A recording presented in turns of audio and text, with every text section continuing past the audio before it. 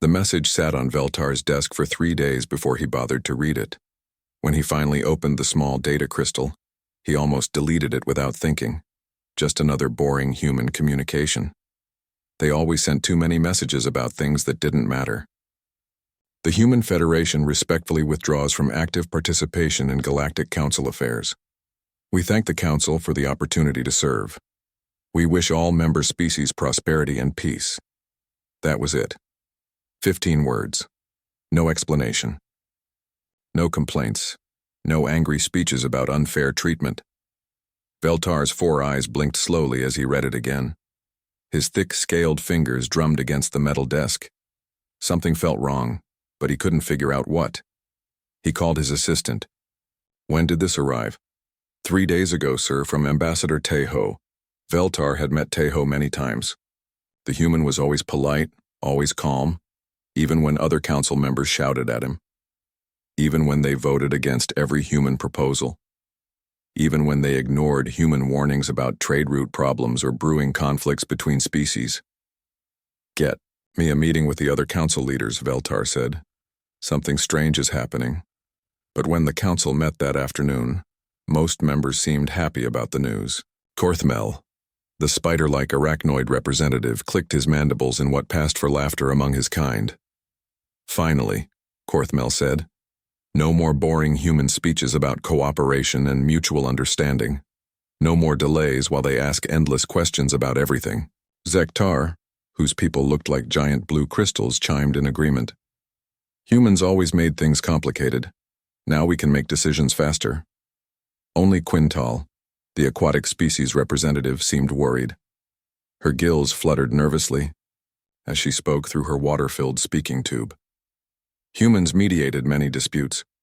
Who will handle the border conflict between the Rigel and Vega systems? We'll figure it out, Veltar said, but he didn't sound sure. For the next few weeks, life went on as normal. Council meetings happened faster without human questions. Trade agreements got signed without human concerns about worker safety or environmental impact. Everything seemed smoother. Then Kira noticed something odd. Kira worked in the Council's administrative office, tracking member species activities across the galaxy. She was young for her species, only 200 years. Old and most senior staff ignored her reports, but Kira was very good with numbers and patterns. She noticed that human ships had stopped arriving at 17 major space stations. Human trade vessels weren't requesting docking permits anywhere in Council space. Human diplomatic staff had quietly left their posts on 47 different worlds. Kira's tentacles curled with worry as she compiled her data. She brought her findings to Director Morgan, a tall, thin being whose people valued efficiency above all else. Director, Kira said, I think we have a problem. Morgan barely looked up from his work. What kind of problem? The humans. They're not just withdrawing from council meetings. They're leaving everything. All their colonies, all their stations, all their trade routes. So, good riddance. Maybe now the shipping lanes will run on time. But Kira kept digging.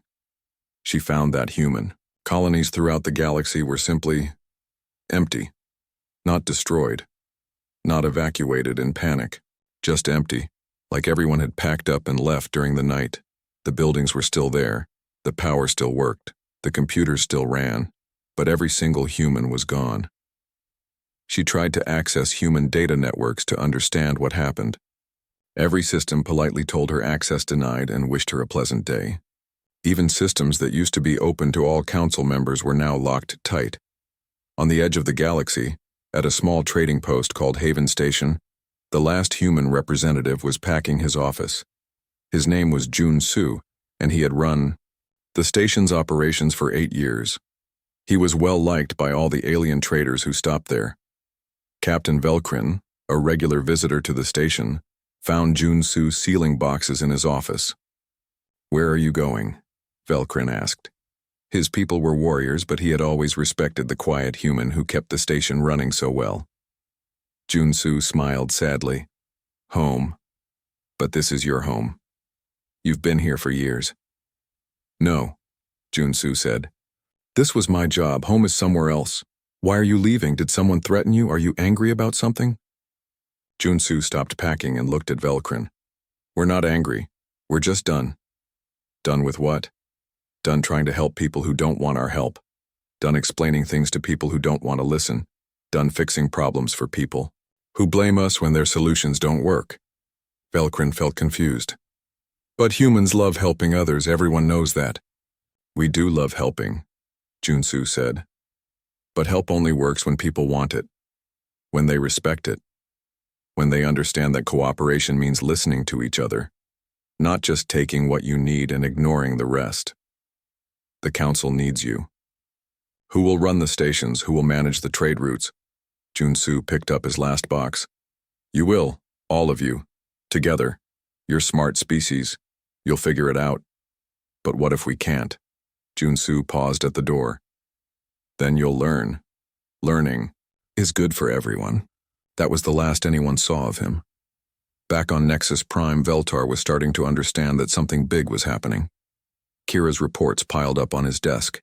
47 colonies abandoned, 63 space stations empty, hundreds of trade agreements suddenly void because no humans were left to fulfill them. The weirdest part was how organized it all seemed. This wasn't panic. This wasn't random. Every human had left at almost the same time, but they had planned it carefully. They had turned off their networks, locked their systems, and vanished, but they hadn't destroyed anything. Every human-built machine still worked perfectly. Every human-designed system still ran smoothly. They just wouldn't let anyone else use them. Veltar tried calling Earth, the human homeworld. The message reached Earth's communication network, but all he got was a polite automated response. The Human Federation is not accepting calls at this time. Thank you for your interest. As he sat in his office that night, looking out at the stars, Veltar felt something he hadn't felt in years. Fear. Not fear of war or invasion or disaster. Fear that maybe the humans had been more important than anyone realized. Fear that maybe, without even meaning to, the Council had just lost the most valuable thing in the galaxy. And they had lost it without a sound. 6 months had passed since the humans left, and Tekvar was starting to panic. He stood in the middle of his biggest factory on Korvac Prime, watching his production lines sputter and slow. Red warning lights flashed everywhere. Half his machines had stopped working completely. The other half were producing defective parts that nobody could use. Tekvar's species, the Korvacs, were known throughout the galaxy as master builders. They made everything from starship engines to kitchen appliances. Their factories ran day and night supplying dozens of worlds with manufactured goods. But now everything was falling apart. Get me Engineer Min Ho, Tekvar barked at his assistant. Sir, Engineer Min Ho left 6 months ago. With all the other humans. Tekvar's forearms gestured angrily. Then get me his replacement. Sir, we haven't found anyone who understands his systems. The truth was embarrassing. Min Ho had designed the control systems for 70% of Tekvar's factories. The human engineer had been quiet and humble, never demanding credit for his work. He had just built better systems than anyone else could build. Now those systems were failing and nobody knew how to fix them. Tekvar had tried hiring engineers from other species. The Krystek engineers were smart, but they couldn't understand Min Ho's organic approach to factory design. The Draconian engineers were efficient, but Min Ho's systems used a flexibility that Draconians couldn't grasp. The worst part was that Min Ho's systems were still trying to work. They were designed to be self-repairing, and they kept attempting to fix themselves. But without regular maintenance and updates, they were slowly dying. Tekvar found a video message Min Ho had left in the main computer. The human's face appeared on screen, smiling gently. If you're watching this, Min Ho said, it means I'm gone, and the systems are having problems. I'm sorry about that. I tried to build them to last, but everything needs care eventually. The message continued. I left detailed repair manuals in the system database. The password is cooperation. I hope you can find someone to learn the systems. They're not as complicated as they look. They just need patience and understanding. Tekvar tried the password. It didn't work. He tried variations, thinking maybe the translation was wrong. Nothing worked. What he didn't know was that the password wasn't just the word. It required actually understanding what cooperation meant. The system could somehow sense the intent behind the person trying to access it. Across the galaxy, similar problems were appearing everywhere. On Medicus Station, the galaxy's largest medical research facility, Dr. Nari's laboratory had gone dark. Nari had been working on cures for 17 different diseases that affected multiple species. Her research was considered vital to galactic health. Now her laboratory was sealed. All her research data was encrypted with codes that nobody could break. Her experimental treatments were locked away in systems that politely refused access to everyone who tried. Dr. Kelvan, the station's new chief researcher, had spent months trying to break Nari's encryption. He was brilliant, one of the smartest beings in the galaxy. But every time he tried to access Nari's files, he got the same message. Research data protected. Authorization required. The frustrating thing was that Nari's automated systems were still working. Her laboratory equipment was still maintaining tissue samples and experimental cultures. The systems were keeping her work alive, but nobody could access it to continue her research. Kelvin found a personal message from Nari in his own files. She had sent it to him directly before leaving. Dear Kelvin, the message read, I know you think my research methods are too slow and careful. You've told me many times that I waste time on unnecessary safety tests and ethical reviews. I hope someday you understand that good science isn't just about being fast. It's about being responsible. My research is still here, the message continued. It will wait for someone who understands that healing isn't just about curing disease. It's about caring for the people you're trying to help. The message ended with coordinates to what looked like a backup facility. But when Kelvin traveled there, he found another sealed building with the same access restrictions. Meanwhile, in the outer rim, a war was starting. The Rigel and Vega systems had been arguing about mining rights for decades. The dispute had never turned violent because human mediators had always stepped in to find solutions both sides could accept. Ambassador Hai Young had been the primary mediator for the last 5 years. She had a gift for understanding what different species really wanted, not just what they said they wanted. She could find compromises that left everyone feeling heard and respected. Without her, the negotiations had collapsed in 2 weeks. General Zarkman of the Rigel forces was a proud warrior who believed in strength and honor. He had always thought Hyung was weak because she talked instead of fighting. Now, as his forces prepared for battle, he found himself wondering what she would have suggested. The problem was that both sides had legitimate claims to the mining rights. Both sides needed the resources to support their growing populations. Both sides felt the other was being unreasonable. He Young had somehow always found a third option that nobody else could see.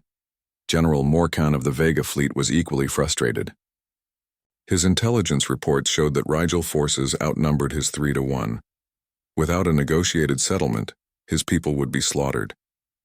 He tried to contact Hai Young directly, but got an automated response. Ambassador Hai Young is no longer available.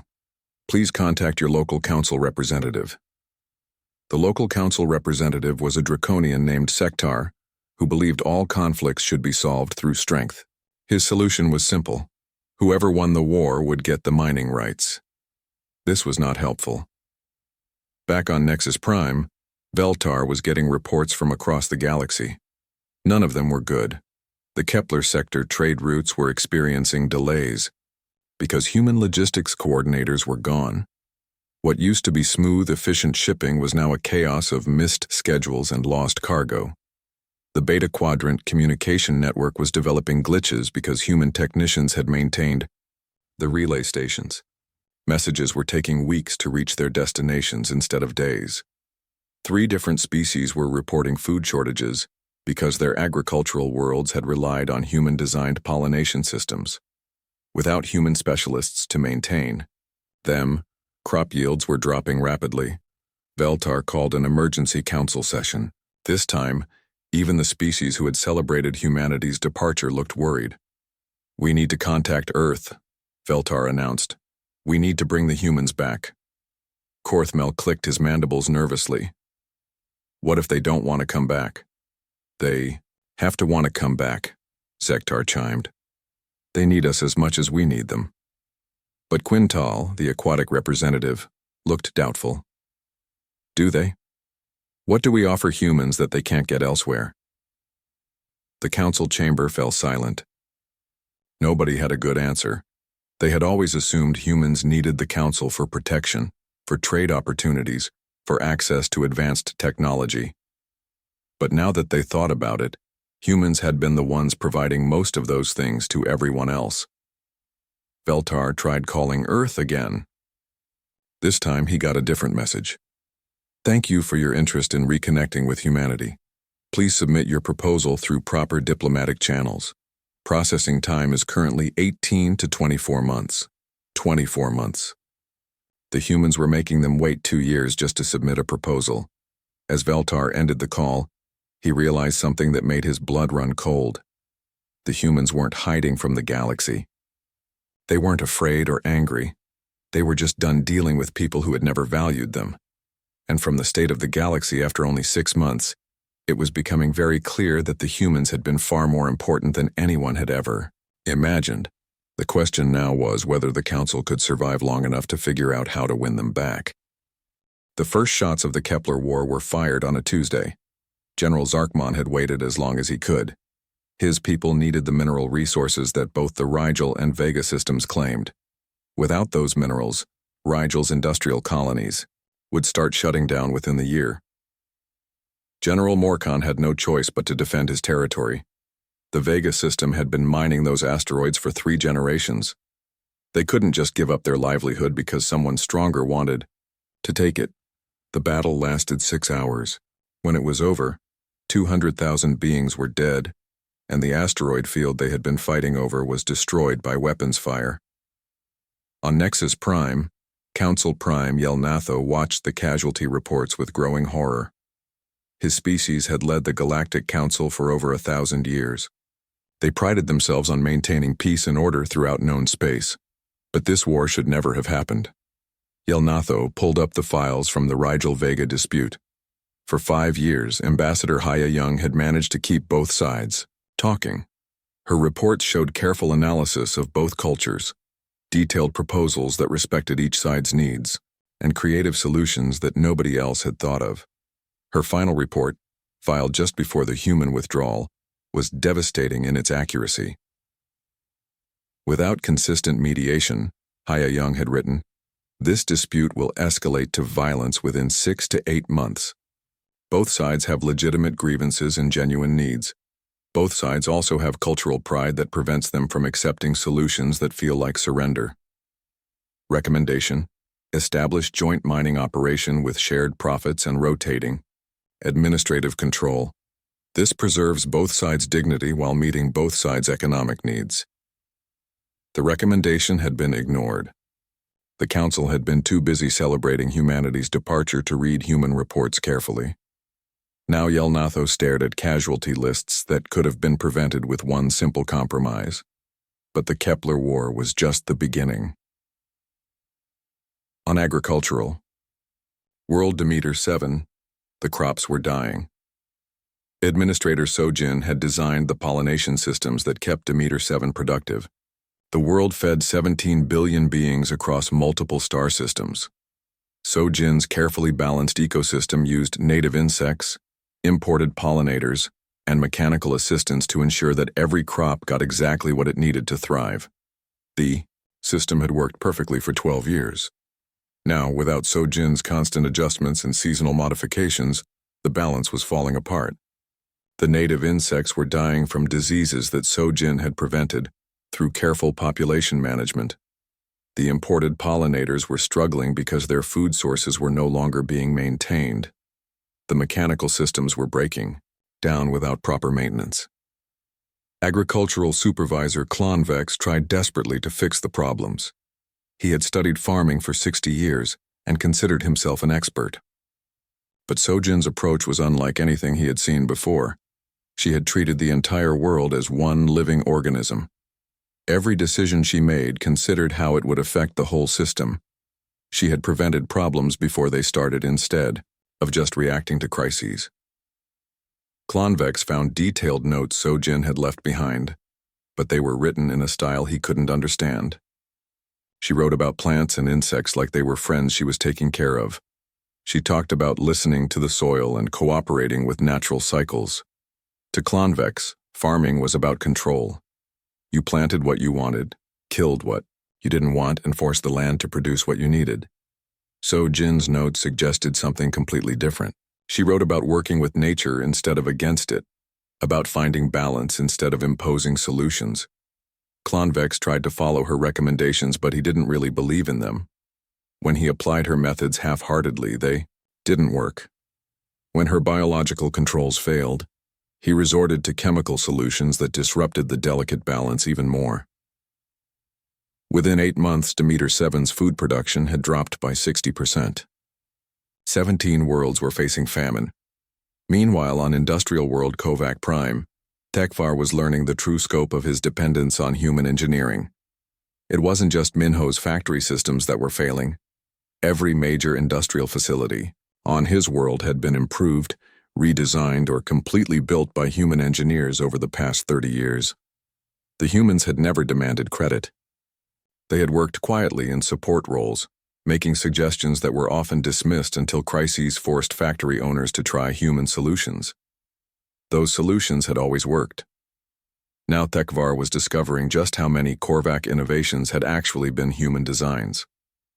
The flexible manufacturing systems that had made his people famous throughout the galaxy. The resource recycling programs that had eliminated industrial waste. The worker safety protocols that had made Korvac factories the safest in known space. All of it had been human engineering, quietly implemented and never properly credited. Tekvar found a personal message that Minho had left for him specifically. "Dear Tekvar," the message began, "I hope you never have to watch this because it means something has gone very wrong with the systems I built for you. I want you to know that I enjoyed working with your people. Korvacs are brilliant builders, and I learned a lot from your traditional methods. I hope I was able to contribute something useful in return. The systems I designed weren't meant to replace Korvac knowledge. They were meant to combine the best of our approaches. But that only works if someone understands both approaches. I've left detailed manuals for everything, but the real key isn't in the manuals. It's in understanding that machines aren't just tools. They're partners. They work better when you treat them with respect and care, not just efficiency and control." Tekvar had spent weeks trying to access those manuals. He had hired the best code breakers in the galaxy. Nothing worked. Then one day, feeling desperate and defeated, he sat in Minho's old office and spoke to the computer like it was a friend. "Please," he said. "I know I didn't treat Minho well. I know I took credit for his work and ignored his suggestions. But my workers need their jobs. Millions of beings throughout the galaxy need the products we make. I'm sorry I was proud and stupid. Please help me help them." The computer screen flickered. A menu appeared with access to all of Minho's files. The password hadn't been a word or a code. It had been genuine humility and honest care for others. But even with access to the manuals, Tekvar faced a bigger problem. The systems were too complex for him to understand alone, and there weren't enough beings in the galaxy who combined technical knowledge with the human approach to cooperation and care. Across the galaxy, similar revelations were happening everywhere. Military networks were failing because human cybersecurity specialists had been the only ones who understood how to defend against certain types of attacks. Diplomatic protocols were breaking down because human translators had been the only ones who truly understood cultural nuances between species. Medical research was stagnating because human scientists had been the only ones who approached problems with both technical skill and ethical consideration. But the most devastating realization came when a council expedition finally reached Earth. The expedition was led by Commander Velkrin, the same warrior who had spoken with Junsu at Haven Station. He had volunteered for the mission because he genuinely respected humans and hoped to convince them to return. Earth's orbital defenses let the expedition pass without challenge. There were no weapons pointed at them, no threats or warnings, just silence. When they landed at the coordinates for New Geneva, where the Human Federation government had been based, they found empty buildings in perfect condition. The power was still on. The computers still worked. Everything was clean and maintained, but there were no humans anywhere. Velkrin explored the empty Capitol building.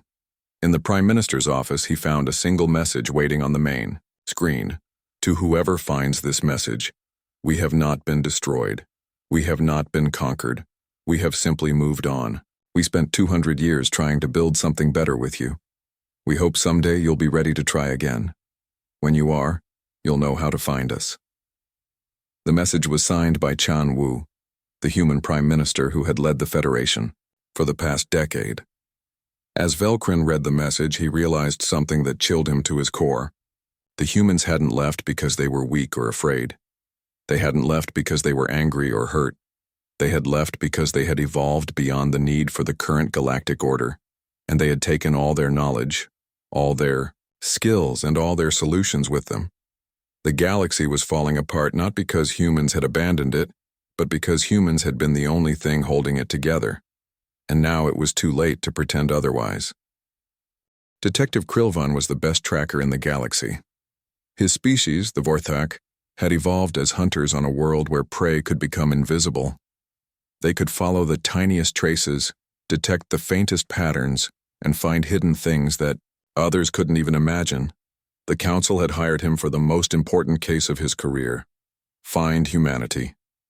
It had been 18 months since the humans left, and the galaxy was collapsing faster every week.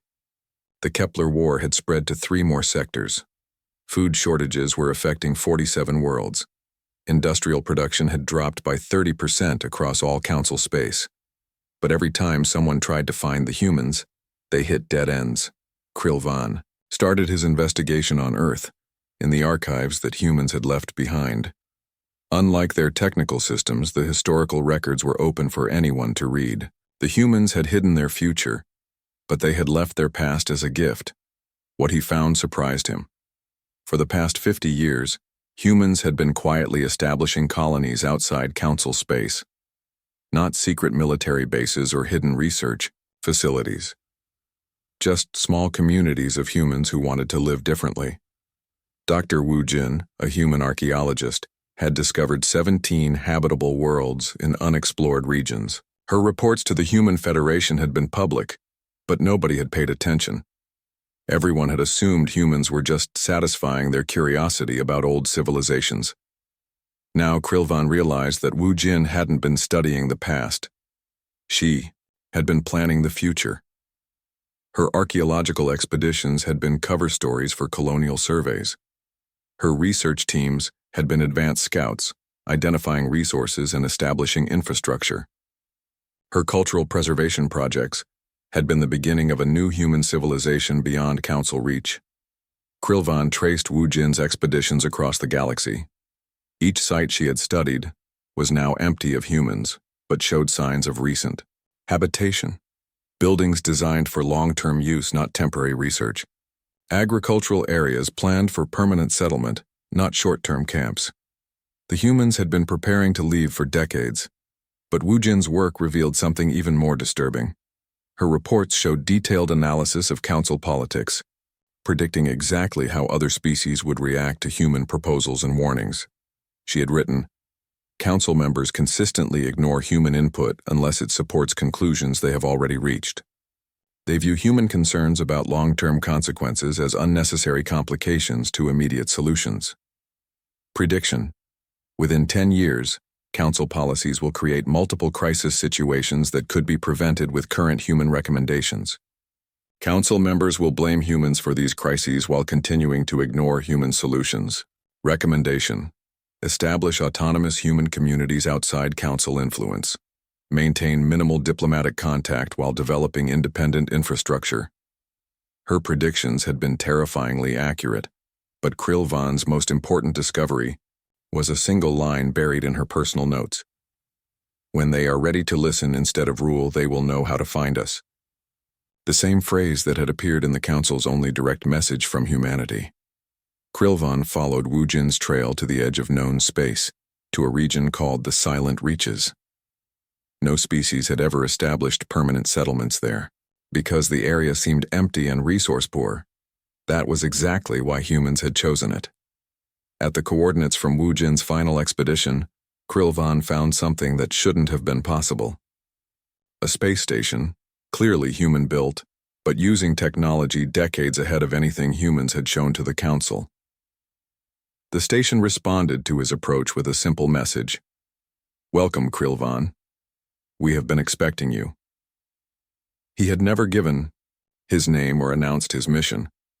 When he docked his ship, he was greeted by a human woman who introduced herself as Yunji. She looked exactly like the former human diplomat who had specialized in interspecies psychology, but she seemed different somehow. Calmer, more confident. "Dr. Yunji?" Krilvan asked. "We were told you had retired." "I did retire," she smiled, "from trying to fix problems for people who didn't want them fixed. Now I do more interesting work." She led him through the station, and Krilvan saw things that amazed him.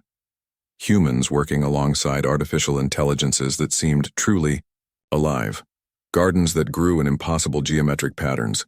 Machines that flowed like water and calculated like stars. "How?" was all he could manage to say. "When you stop wasting energy on politics and conflict," Yunji explained, "you have a lot more time for research and development. We've made significant progress in the last 2 years." "The Council needs you to come back," Krilvan said. "The galaxy is falling apart without human knowledge and skills." Yunji nodded sadly. "We know. We're still monitoring Council space. We see the wars, the famines, the industrial failures. Then why don't you help?" "Because helping people who don't want help isn't actually helping. It's enabling. It prevents them from growing and learning." She showed him to an observation deck where they could see stars that Krilvan didn't recognize. "We spent 200 years trying to teach the galaxy about cooperation, about long-term thinking, about balancing different needs, but most species only wanted our solutions, not our methods. They wanted us to fix their problems without changing the thinking that created those problems in the first place." Krilvan felt frustrated. "But people are dying. Worlds are suffering. Doesn't that matter to you?" "Of course it matters," Yunji said gently. "It matters so much that we refuse to enable the behavior that causes it." She gestured toward the stars. "The Council has incredible resources and brilliant minds. They're capable of solving every problem they're facing, but they won't do it as long as they can rely on us to solve problems for them." "What would make you come back?" Yunji was quiet for a long moment. "Real change. Not promises or treaties or diplomatic agreements. Actual transformation in how the Council operates." "What kind of transformation?" "Decision-making based on long-term consequences, not short-term benefits. Policies that consider the well-being of all species, not just the powerful ones. Leadership that listens to different perspectives instead of just imposing solutions." She looked at him directly.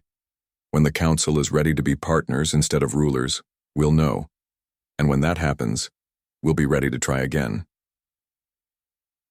Krilvan spent 3 days at the station, learning about human progress and trying to understand their perspective. What he saw convinced him that humans hadn't just left the galaxy. They had transcended it. Their technology was generations ahead of anything in Council space. Their society had eliminated most of the conflicts that plagued other species. Their approach to problems was so fundamentally different that they seemed like an entirely new form of civilization. But the most shocking discovery came when Unji showed him their monitoring systems. "We're still watching," she said, bringing up displays that showed real-time information from across the galaxy. "We know about every crisis, every conflict, every problem the Council is facing." "And you're not tempted to intervene?" "Every day," she admitted. "But intervention without invitation isn't help. It's control. And control is what created most of these problems in the first place." She showed him data streams from dozens of worlds, agricultural crises on former human colonies, industrial failures in human-designed systems, diplomatic breakdowns and disputes humans had mediated. "Look at this," she said, highlighting a report from Tekvar's factories. "He's finally learning to work with the systems instead of against them. It took him 8 months of failure, but he's starting to understand that cooperation isn't weakness. And here, she pointed to another report. General Zarkmon is trying to negotiate with the Vega forces instead of just attacking them. The war could end within weeks if both sides keep learning to communicate. Krilvan realized that humans weren't just watching the galaxy struggle. They were watching it grow. The Council thinks you abandoned them, he said. We didn't abandon them, Yunji replied. We graduated them. The question now is whether they'll graduate themselves. When Krilvan returned to Nexus Prime, he brought with him a single message from humanity. It wasn't a demand or an ultimatum. It was an invitation. When you are ready to build something better together, we are ready to help you build it. But, this time, we build it as equals. Council Prime Yelnatho read the message with growing understanding. The humans weren't coming back to fix the galaxy's problems. They were waiting for the galaxy to be ready to fix itself. And until that happened, they would remain exactly where they were, watching, waiting, and hoping that someday their former colleagues would be ready to be their partners. 2 years after humanity left, Council Prime Yelnatho found himself reading philosophy. He had never been interested in philosophy before. As leader of the Galactic Council, he had focused on practical things: trade agreements, territorial disputes, resource allocation. Philosophy seemed like a waste of time for busy leaders who had real problems to solve. But now, sitting in his office surrounded by reports of crises he couldn't fix, Yelnatho was reading the collected works of Dong Hyun, a human philosopher, who had died 30 years before humanity left the galaxy. Dong Hyun had written extensively about leadership, cooperation, and the nature of civilization. His ideas had been largely ignored by the Council during his lifetime. Most members had considered his writings too idealistic, too focused on long-term consequences that seemed irrelevant to immediate needs. Now Yelnatho was discovering that Dong Hyun had predicted everything that was happening. True leadership, Dong Hyun had written, is not about having power over others. It is about empowering others to solve their own problems. A leader who solves every problem for his people creates dependency, not strength. The greatest civilizations are not those that conquer or control, but those that inspire others to become their best selves. They lead by example, not by force. Yelnatho had implemented every suggestion Dong Hyun had made in his writings. The Council now operated by consensus instead of majority rule. Every decision was evaluated for its long-term consequences across multiple generations. Representatives were required to study the cultures and needs of other species before making policies that affected them. The changes had been difficult. Many council members had resisted giving up their traditional authority. Some species had threatened to leave rather than accept the new cooperative approach, but the results spoke for themselves. The Kepler War had ended when both sides finally accepted a compromise based on Dong Hyun's principles of mutual benefit. Instead of fighting over mining rights, the Rigel and Vega systems had formed a joint operation that gave both sides what they needed while sharing the risks and rewards. General Zarkmon and General Morkan now worked together as partners instead of enemies. Their combined fleet protected the mining operation from pirates while their shared profits funded development projects on both their homeworlds. On Demeter 7, agricultural supervisor Klonvex had finally learned to work with Sojin's ecological systems instead of against them. It had taken him months of failure and frustration, but he had eventually understood that cooperation with natural cycles produced better results than trying to control them by force. The world's food production had not only recovered but exceeded previous levels. Klonvex had become an advocate for human agricultural methods and was teaching them to farmers throughout the galaxy. On Korvac Prime, Tekvar had transformed his factories, using Minho's principles of treating machines as partners, rather than tools. Production efficiency had increased by 40%, while worker satisfaction reached levels never seen before in Korvac industry. But the most significant change had happened in the council itself. Representatives now spent time learning about each other's cultures before making decisions. They considered how policies would affect different species differently. They planned for consequences that might not appear for years or even decades. Most importantly, they had learned to listen. Yelnatho had established a new position in the council, Advocate for Unrepresented Perspectives. The advocate's job was to speak for anyone who wasn't in the room when decisions were made. Future generations, minority populations, species that couldn't attend council sessions. The first advocate was Quintal, the aquatic representative who had always valued human mediation.